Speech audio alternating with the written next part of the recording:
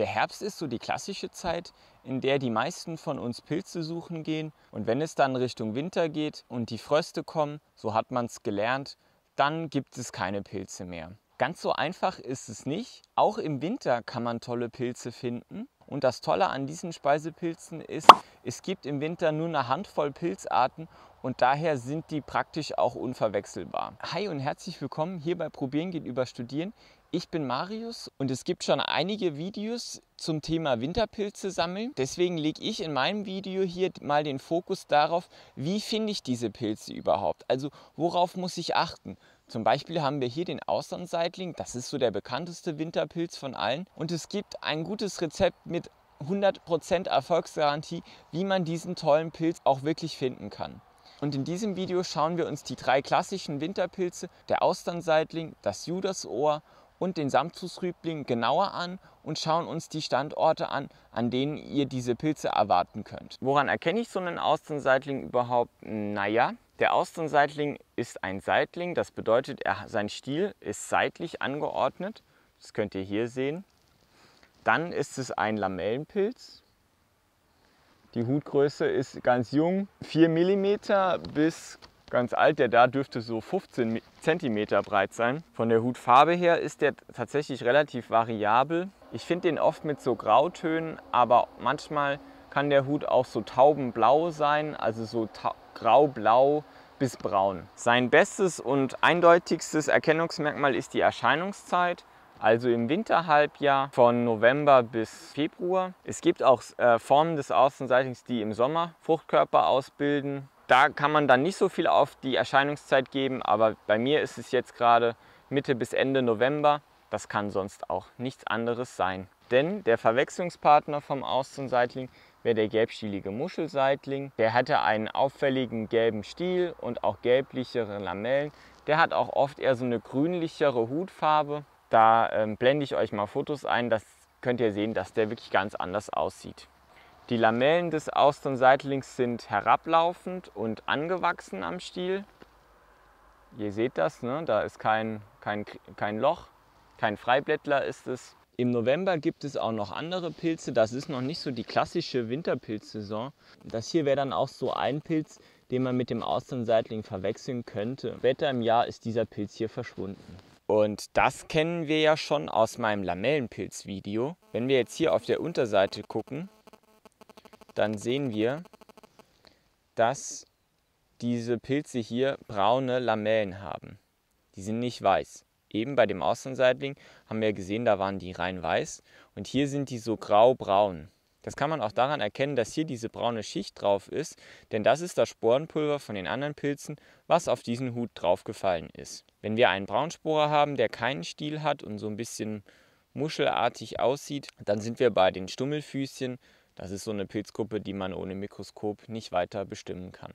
Wenn man die verwechselt, wäre das aber auch nicht tragisch, weil die Stummelfüßchen sind auch nicht giftig. Wenn wir uns den Standort von dem hübschen Austernseitling aus der Entfernung anschauen, dann sehen wir, dass der Baum, an dem der Austernseitling wächst, im Vergleich zu den anderen Bäumen links herum, sehr dick ist. Wenn wir näher rangehen, dann können wir sicherlich mal noch mehr dazu sagen. Und wenn wir jetzt mal meine Hand hier an den Baum halten, dann sehen wir, okay, links und rechts, die Kamera kann das kaum alles fokussieren. Dieser stattliche Baum hat mindestens 1,5 Meter Durchmesser. Also sehr, sehr dick. So dicke Bäume sieht man heutzutage leider nicht mehr so oft. Was man auch noch zu dem Baum sagen kann, ist, dass er tot ist. Ihr seht, hier ist lichter Himmel. Wir sehen auch, dass der Austernseitling momentan noch nicht alleine ist. Hier sind auch andere Pilze zugange. Das ist auch immer ein ganz gutes Zeichen. Alle die mein Video zu den Laubbäumen schon kennen, wenn nicht, findet ihr das hier in der Ecke. Die wissen sicherlich schon, was für eine Baumart es sich hier handelt. Die Borke sieht etwas untypisch aus. Diese Borke kennt man von diesen Bäumen im Jugendstadium gar nicht, weil unsere Forstindustrie fast nur die jungen Bäume eben zulässt. Und das ist so schade, denn wenn ihr mal hier schaut, und das kann man hier an dieser Buche ganz toll sehen, schaut mal, da ganz oben, da ist ein Spechtloch. Denn erst wenn die Pilze das Holz morsch machen, können da auch die Spechte überhaupt reinhämmern. In einen frischen, jungen, kräftigen Baum haben selbst die mit ihrem harten Schnabel keine Chance. Man sagt ja auch immer, Totholz lebt. Dieser Baum hier, der ist ökologisch so wertvoll für dieses Waldstück, Wenn ihr euch hier mal umschaut, hier sind sonst fast nur so mittelalte Bäume und wir bräuchten noch viel, viel mehr von denen. Und das Tolle ist, an diesen Bäumen kann man im Winter mindestens ein- oder zweimal Austernpilze finden. Das ist eine Rotbuche und das ist auch wirklich der zentrale Wirtsbaum für den Austernseitling. Der Austernseitling ist wie alle Winterpilze ein Holzpilz. Er wächst vor allem an Buchen. Der Austernseitling wächst auch an anderen Laubbäumen. Ich habe ihn zum Beispiel schon an Weiden gefunden. Aber so richtig schöne alte Buchen, das ist sein Lieblingshabitat. Immer wenn du alte Buchen hast, dann wirst du dort auch Austernseitlinge finden. Ein typisches Kennzeichen von Buchen, die vom Austernseitling besiedelt wurden, ist auch, dass die Rinde abplatzt dieser Buchen. Das ist auch sehr auffällig und wenn ihr sowas an der Buche seht, egal zu welcher Jahreszeit, dann könnt ihr euch sicher sein, dass ihr im Winter dort auch Austernseitlinge finden werdet. Hier kannst du diesen typischen Habitatanzeiger von dem Austernseitling erkennen. Wir haben hier eine alte Buche, das erkennt man hier noch an dieser glatten Rinde. Und wenn die so von innen aufplatzt, ja, das macht natürlich auch ein Pilz, der Rindensprenger, und die Rinde der Buche sich schält von den Bäumen, dann ist das ein Anzeiger, dass auch der Austernpilz hier schon zugange ist. Da musst du mit offenen Augen durch deine Wälder laufen und nach Buchen Ausschau halten, die das machen. Bei mir im Saarland gibt es relativ viele Buchenwälder. Ihr seht auch, das müssen nicht immer uralte Bäume sein, wie in dem Beispiel am Anfang. Hier habe ich eine jüngere Buche, die trotzdem auch krank ist. Haltet Ausschau nach diesen abgeblätterten Buchenrindenstämmen. Kurze Anmerkung aus dem Studio. Beim Austernseitling hatte ich euch ja empfohlen, vor allem bei Buchen zu gucken. Jetzt haben wahrscheinlich nicht alle Zuschauerinnen und Zuschauer das Glück, dass bei euch so viele Buchen vorkommen wie jetzt bei mir im Saarland. Wenn alte Buchen bei euch seltener sind, dann empfehle ich euch Auenlandschaften, Flusslandschaften, Bachläufe. Denn dort finden wir ganz typisch vor allem also Weichhölzer, die keine hohe Lebenserwartung haben. Und deswegen finden sich dort auch häufig Pilze, die dieses Holz abbauen, und auch unsere begehrten Austernseitlinge lassen sich in so Flussauenlandschaften richtig gut finden. Der zweite klassische Speisepilz im Winter, den ich euch in diesem Video vorstellen möchte, ist ebenfalls ein Pilz, der an Holz wächst, und zwar an Laubholz. Ich nehme euch mal mit zur Stelle. Hier an diesem Baumstumpf sind jetzt gleich zwei verschiedene Pilze, aber mir geht es vor allem um den hier. An dem Schnee könnt ihr jetzt schon sehen, dass es hier bei mir ziemlich kalt ist, so um den Gefrierpunkt. Im Vergleich zu seinen anderen Winterpilzkollegen hat dieser Pilz hier verschiedene Vorteile, aber auch ein paar Nachteile. Ein Vorteil ist, dass die Farbe sehr auffällig ist. Ihr seht, das ist hier so ein leuchtendes Orange. Das ist sehr auffällig, das erkennt man oft auch schon von etwas weiter weg.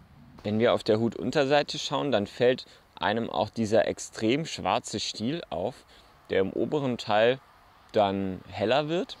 Das ist auch ganz typisch für diesen Pilz. Ihr seht, wir haben hier wieder einen Lamellenpilz. Er hat auch angewachsene Lamellen. Das ist ja ein wichtiges Merkmal, um die Gruppe rauszufinden. Da findet ihr in meinem Lamellenpilz-Video, findet ihr hier in der Ecke, alle wichtigen Infos, die ihr braucht, um hier sattelfester zu werden.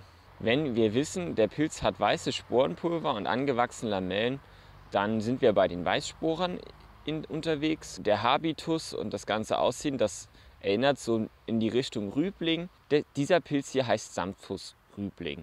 Der gehört aber nicht zu diesen normalen Rüblingen.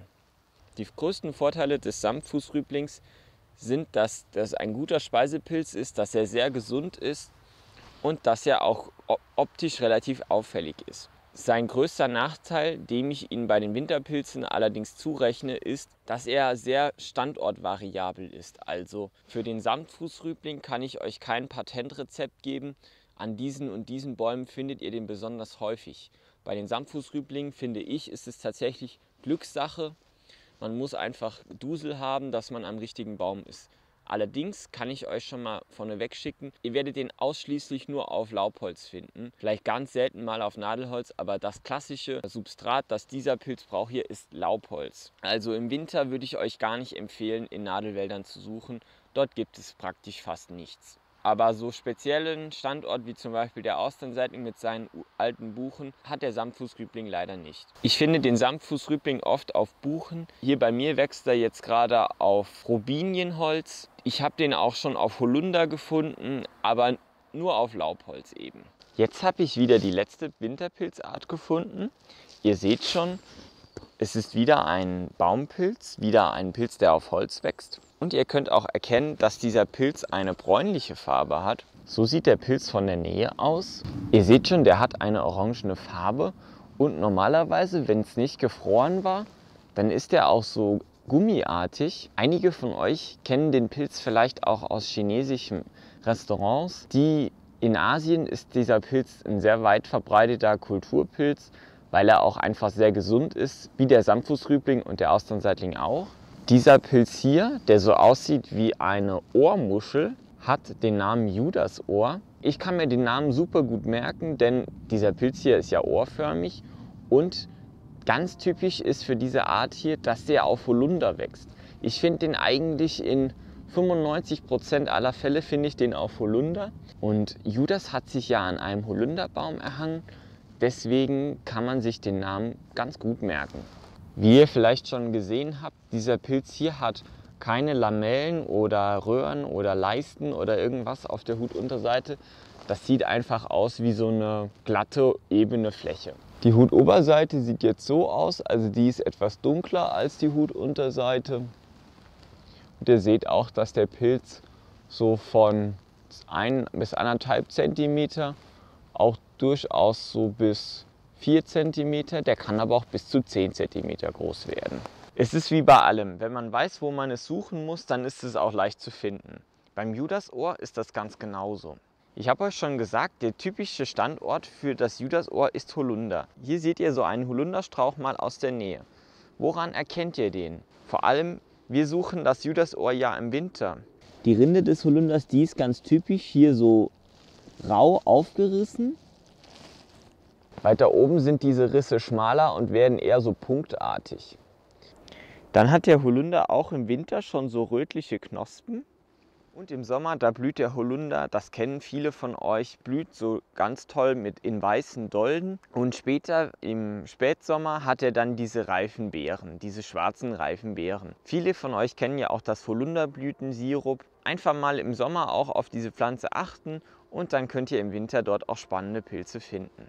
Eben habt ihr einen sehr jungen Holunderstrauch gesehen. Wenn die älter werden, verändern die sich nochmal recht stark. Ihr seht, diese Längsrillen hat er immer noch, nur dass sie jetzt noch deutlich größer, deutlich breiter und auffälliger sind. Die Stämme vom Holunder, die können auch schon dicker werden. Also 15 cm Durchmesser hat dieser Stamm bestimmt. Ganz typisch ist auch, dass die im unteren Teil oft mit Moos bewachsen sind. Auch weiter oben findet sich oft noch Moos. Das ist immer ein gutes Zeichen. Das ist ein Zeichen für Feuchtigkeit und das lieben ja die allermeisten Pilze auch sehr. Wir bewegen uns immer weiter in Richtung Judasohrstandard. Ihr habt es gleich geschafft, Leute. Hier seht ihr einen Holunderstamm, der schon ziemlich alt ist und auch schon beginnt abzusterben. Das erkennt man daran, dass hier dieser weiße Pilz schon drin ist. Das ist so ein, der Name fällt mir jetzt gerade nicht ein. Ich blende ihn euch unten mal ein. Wenn der schon da ist, das ist immer ein gutes Zeichen für unser Judasohr. Das mag nämlich genau die gleichen Bäume als Standort. Ihr seht auch, die Rinde ist schon abgebröselt. Das ist auch immer ein gutes Zeichen. Also achtet auf diesen weißen Holunderpilz.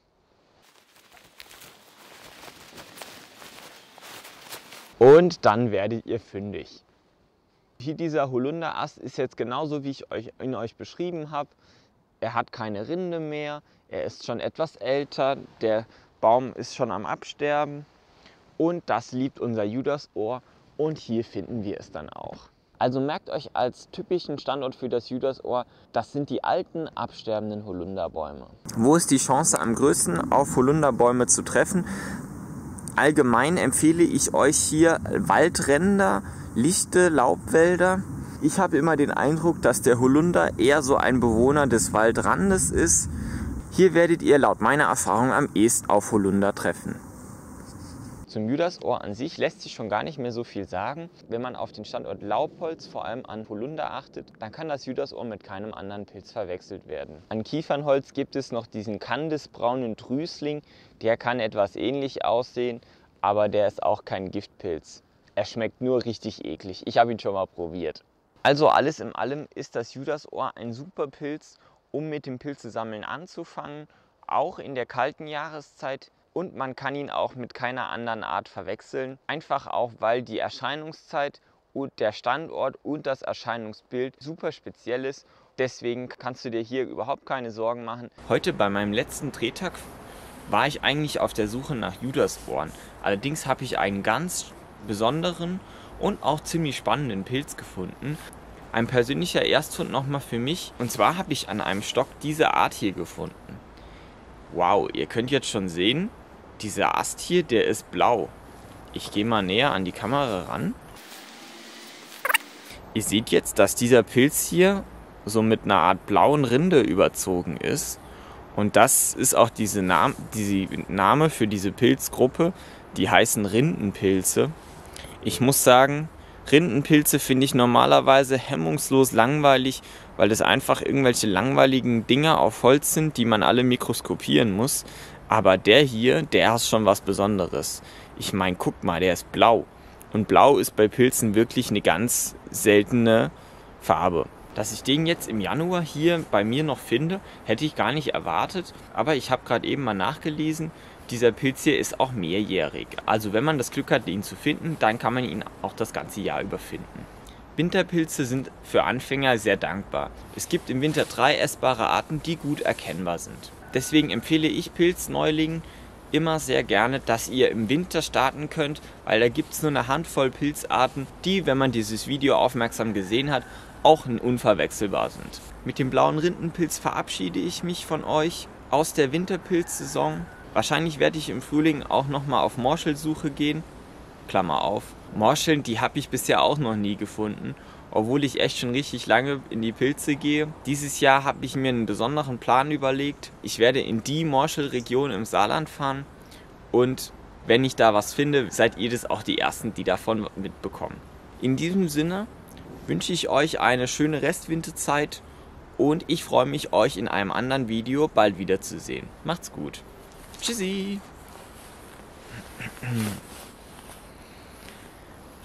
Geil.